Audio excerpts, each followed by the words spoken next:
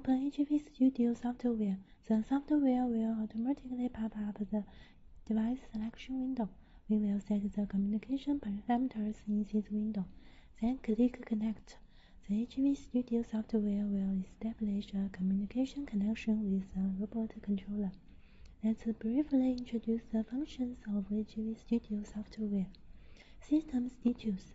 In System status page, we can view the status of the robot controller. Map editing. In map editing page, we can draw running routines for the robot.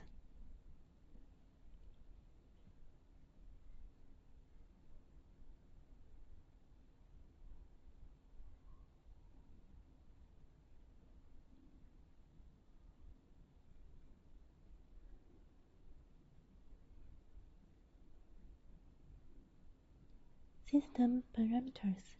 In the System parameters page, we can configure the parameters of the robot. Task. In the task page, we can write action screens for the robot.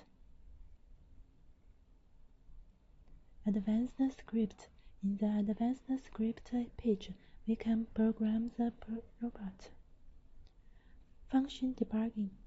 In the function debugging page, the software lists the commonly used function debugging components. Click the component name. The component window will pop up.